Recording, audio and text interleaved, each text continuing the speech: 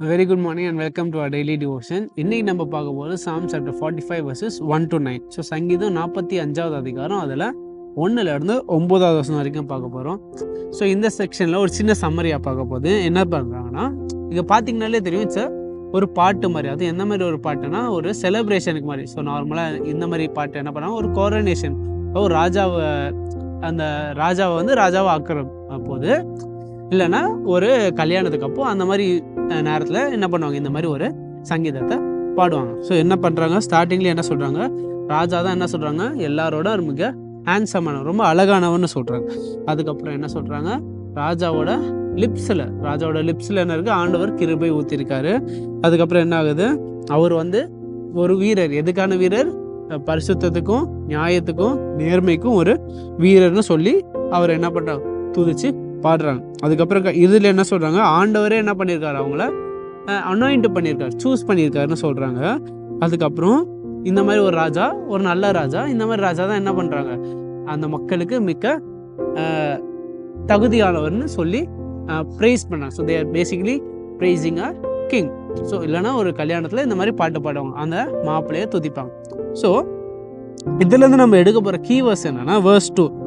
So Psalm chapter 45 verse 2, which says, "You are the most handsome of the sons of men. Grace is poured upon your lips, and therefore God has blessed you forever." Not சொல்றேன், you are the most handsome of the sons of men. Grace is poured upon your lips, therefore God has blessed you forever. So இதிலேருந்து நம்ம என்ன எடுத்துக்க போகிறோன்னா, இந்த சங்கீதத்தில் வந்து என்ன பண்ணுறாங்க, ஒரு அத்தாரிட்டேட்டிவ் பர்சனுக்கு என்ன பண்ணுறாங்க, ப்ரைஸ் பண்ணுறாங்க.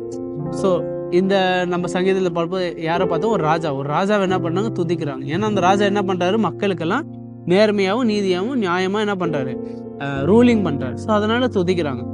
ஸோ ஃபார் எக்ஸாம்பிள் நீங்கள் எடுங்க, ஏன் இவங்களை துதிக்கிறாங்க, அந்த எக்ஸாம்பிள்லேருந்து நம்ம என்ன பண்ண போகிறோம், டேக் அவே எடுக்க போகிறோம்.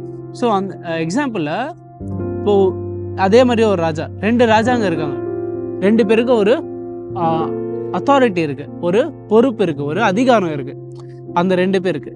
ஸோ ஒருத்தர் என்ன பண்ணுறாரு, நார்மலாக அந்த அதிகாரம் வந்தோடனே என்ன பண்ணுவாங்க, அவரோட சொந்த நன்மைக்கு, சொந்த சூன்ய நன்மைக்கு, for is personal gain, for is personal growth, அவரோட ரெப்புடேஷன், அவரோட மரியாதை வளர்கிறதுக்காக என்ன பண்ணுவார், அந்த அத்தாரிட்டி, அந்த அதிகாரத்தை யூஸ் பண்ணுவார். ஸோ என் பேர் வளரணும், எனக்கு நிறைய சொத்து வரணும், எனக்கு நல்லது நடக்கணும், என் குடும்பத்துக்கு, அந்த மாதிரி சுய நன்மையோடு இருப்பாங்க சில பேர். அந்த அதிகாரம் வந்தால், அந்த பவர் வந்தால், ஸோ அவங்களுக்கு அந்த பவர்லாம் வந்துட்டுன்னு என்ன பண்ணுவாங்க, இந்த மாதிரி யோசிப்பாங்க.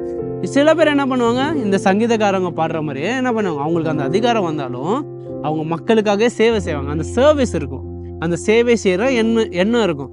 அந்த மாதிரி சில பேர் இருப்பாங்க. ஸோ இதுதான் இந்த 2 எக்ஸாம்பிள். ஸோ இந்த 2 எக்ஸாம்பிள்லேருந்து பார்க்க போது நம்ம எடுக்க போகிறத டேக் அவே.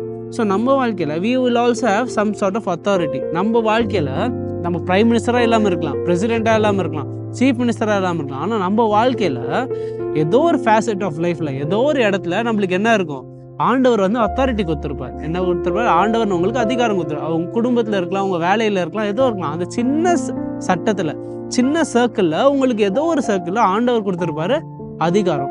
ஸோ இந்த சங்கீதத்துலேருந்து நம்ம என்ன எடுக்க போகிறோன்னா, ஆண்டவர் கொடுத்த அந்த அதிகாரத்தை நம்ம எப்படி யூஸ் பண்ணுறோம். இப்போ அந்த சங்கீதத்தில் பார்த்த மாதிரி அந்த ராஜா மாதிரி நியாயமாக நீதியாக எல்லாரும் கிருபையோட நம்மளுக்கு அந்த அதிகாரத்துக்கு அடியில் இருக்க எல்லாருக்கும் வளர்ப்பு இருக்கிற மாதிரி யூஸ் பண்ணுறோமா, இல்லை நம்ம சொந்த நன்மைக்கு, சொந்த பெருமைக்கு, ஃபார் அ பர்சனல் கெயினுக்காக யூஸ் பண்ணுறோம். அதுதான் இந்த சங்கீதத்துலேருந்து நம்ம யோசிச்சு பார்க்கணும். So the authority that God has given to you in the sphere of life, are you using for your personal gain, or are you using it with grace, lifting up others under your wing? So அதை தான் நம்ம இந்த சங்கீதத்துலேருந்து யோசிச்சு பார்க்கணும். அந்த அதிகாரத்தை நம்ம அந்த முதல் ராஜா மாதிரி யூஸ் பண்ணுறோமா, இல்லை அந்த 2வது ராஜா மாதிரி யூஸ் பண்ணுறோமா, அந்த எக்ஸாம்பிளில் பார்த்தோம். அதுதான் நம்ம இன்னைக்கு எடுக்க போகிற டேக் அவே. ஒரு சின்ன ப்ரேயரோட முடிக்கிறேன். Our loving Heavenly Father, thank you for this devotion and this reminder that, Lord, the authority that you have bestowed on us is not something that should be misused, Lord. Lord, thank you for this reminder that you have gracefully given all of us an authority in one facet or another, small or big, Lord. And Lord, please give us the wisdom and the humility to not misuse such authority, Lord. But Lord, help us use it gracefully, and Lord, help us lift everyone who's under our wings, Lord. All of this in Christ's name I pray. Amen.